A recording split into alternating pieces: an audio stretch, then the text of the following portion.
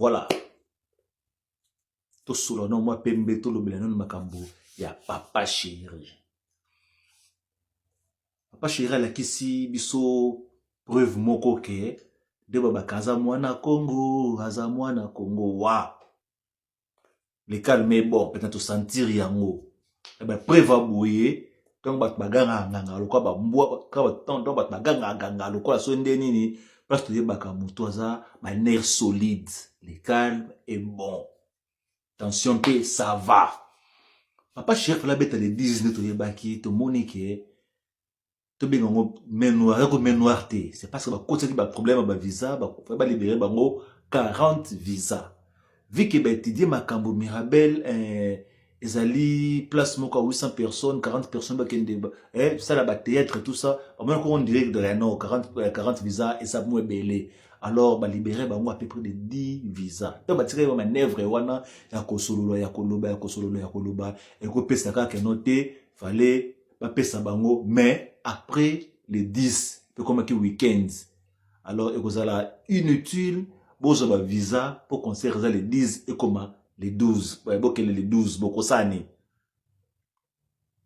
Surtout, l'andeli bien, combien de personnes, au besoin, orchestre, Papa Chéri, au bazar na mikanda ya poto ba résident na poto to bo to tanga ba kombo ba to belé ba tutu kaluji bazar ba soki 6 soki 8 oyoyo bazar déjà ba résident na ba visa na bango na kati ya mikili bandeko tozwa soki jibe enga azaki penza na besoin yemo ka beta concert anga telema na ko beta ne concert na Nathalie penza boye équipe nanga o ba préparaki ba nato rata concert na décembre ti lelo oyo ba toka pona kosala makambo na bona ndenge na bango ba répétition ba toka na kokanga ba pa ba toka na ba chorégraphie ba toka na ba nzembo siko fa ba yemba wana atika bango po kende ko beta na poto na soki 8 musiciens anga kena bango oui attention akene na 6 ata 10 musiciens. Combien de personnes au balongwe pas jibe mpena bazana ba terme bien lelo oyo ba chakole nda bazawana ba emele les de mingongo bazawana e belé banga bakuta na mikili na jibe mpena banga batia pepoa abeti ne concert na Mirabel wana mais tellement qu'afandi atali abi que non équipe na ngali kemba o ba kemba na Kinshasa faut pour ba kende kolia mbala ba sepela na ngana mikili. Omoni kibo te malamu ya jibe mpiana ndenge bomisi na media. Mutema malamu ya Papa Chéri e bomisi na media pour nini a couvrir bana na ye de kwa soso na kati ya manasama papu na bana na ye. Akufeli ba musicien na ye ono musu bakenda poto te ba musu bakota sika. Po bele batutu kalo chako te na pele le pasu avion ke na ye. Adini mikili. Tout cas, le côté mané lelo a kene mikili. Ba soki 6 soki 9 wana. O bazana banina bango. Ba Rio bazawana, ba Fidel bazawana, bazana mikanda ya poto. Tobo ba visa bimete. Surtout to créer ba business to le bel chose to ko bana biso mais Papa Chéri a faire voir biso ke aza papa na kati ya libota. Papa Chéri a faire voir biso ke aza mwana ya Congo ya solo.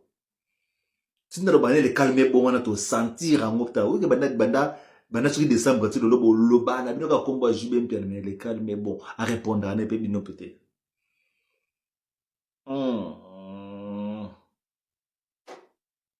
JB. Est-ce que vous comprendre siko yo pourquoi orchestre JB zaka stable collecte orchestre belé na kati Kinshasa? Est-ce que vous tout solo non entre nous? Est-ce que vous comprenez ce que non Papa Chéri pendant orchestre n'est stable collecte orchestre belé na Kinshasa? Tout solo la pembe. Tout le monde ba chroniqueur musu ba bimi ozu ba occasion o taquer Papa Chéri bozo ta occasion ya lobela ne batinda rabino so ba na bo tanga ba komo ba groupe na bino komo na lobela ba to so ya ndenge nini topesa ka respect na bactere na biso modèle oyo.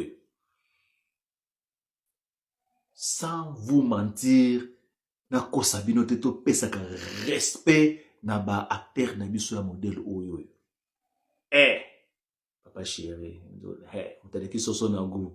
Voilà, oda bona ngolo bebele na takaki makambo jibe mpia na vendredi pour nous na méchant mabe, méchant na ngazaki ka no po BCBG, fallait basa la conférence de presse avant, ata même vendredi na butu, fallait ba leka ba pesa biso moi ndenge zalaka. Ba fan bazali, bazoloba, fallait ba loba, to yebi yango. Tous doka non bo kendete yango mona keno e pété ba plan na mutu papa to bimna ndenga des autres ba ofoko to loba. Anyway, za Saint Figaro ndenga za la toujours ba boko pembe likambo na moto te l'autre tout baka pona papa chéri taka leader mu fude leader a modèle oyo yo tana shwaga bazui wapi. Voilà. Bye bye. Bonjour, bonjour, salut à tout le monde. Voilà, nous sommes là pour votre service Gédéon Electrical. Oh là là là là là là. Vous êtes en Afrique du Sud, Cape Town, Johannesburg, Durbanville, Pretoria. En tout cas, contactez-nous. Le service sera bien fait. You are in Cape Town. We welcome to help you with your work, electrical problem. Our service are electrical, construction, domestic, commercial, industrial. Voilà. Tozali wana pona ko servir bino. En tout cas, Gédéon électricité eye pona ko salela mboka. Awana Afrique du Sud. Mosala na biso ezali to misala na biso ezali kosala électricité, kosala construction, kosala misala ya ndaku, oza na posa ba installer yo DSTV, oza na posa basalela yo misala nyonso ya ndaku oyo lingi, oza na posa ya industriel, tozali wana pona ko servir bino. Le numéro est là. Contactez-nous sur 061 061 encore 99 et puis 51. Gédéon Electrical, le service pour le peuple. One call, just one call, we will be there to serve you guys. Notre service est tellement bon que vous n'allez même pas y croire. Le Gmail, c'est gédéon-electrical@gmail.com. C'est ça notre email adresse. Si vous voulez nous contacter par email, si vous voulez avoir beaucoup plus d'informations, n'importe quel genre de travail que vous voulez que Gédéon Electrical Service puisse faire pour vous, contactez-nous sur 061 061 99 et 51. Merci beaucoup et nous vous souhaitons de bienvenue. Nous sommes là pour votre service. Que Dieu vous bénisse abondamment. Voilà, c'était là, moi votre humble servante, Maman B52, la mignonne officielle. Et à la fin, vous allez voir M. Gédéon qui est là. Voilà, il est là.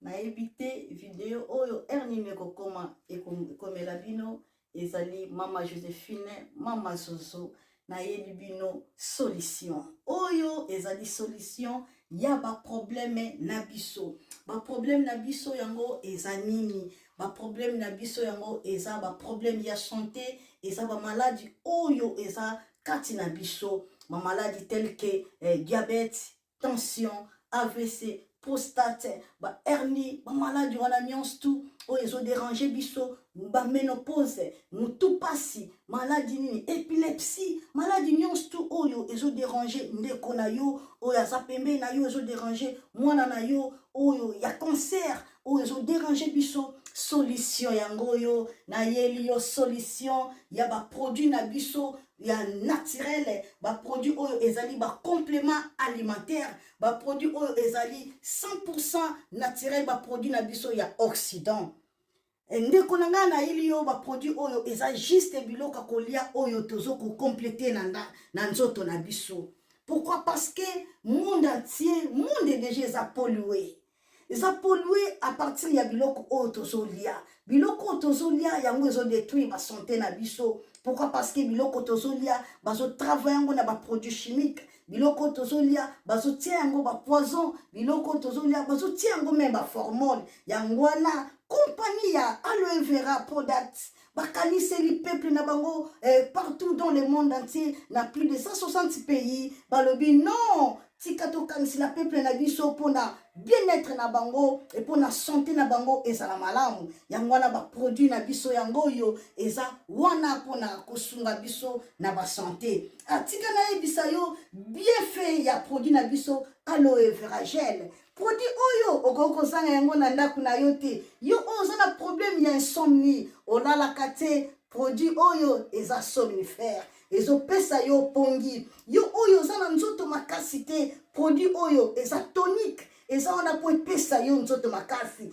Yo oyo za na ba toxine na nzoto na yo. Produit oyo eza détoxifiant. Eza ko détoxifier nzoto na yo. Eza ko purifier makila na yo. Eza ko sukula ba veine na yo. Produit oyo ezana ba bienfait ebele. Produit oyo ko soigner pour l'estomac. Produit oyo ko soigner pour la constipation. Produit oyo eza produit moko eza ko sunga système immunitaire na biso. Yangwana ndeko yo ko zanga ba produit oyo te pour la santé na yo. Santé ezana prité. Santé ezana prité. Yangwana somba produit oyo soki omilingaka pe olingi libota na yo, olingi mobali na yo, olingi bana na yo, te okoko sanga produit oyo te, yango na yo ko présenter yo produit ya aloe vera gel. Yango soko olingi kozwa yango lolenge nini? Contactez Maman Joséphine na plus 44 79 853 90 849. Na balier lisusu plus 44 79 853 90 849. Tika nzambe apambola yo kozanga produit oyo te aloe vera gel.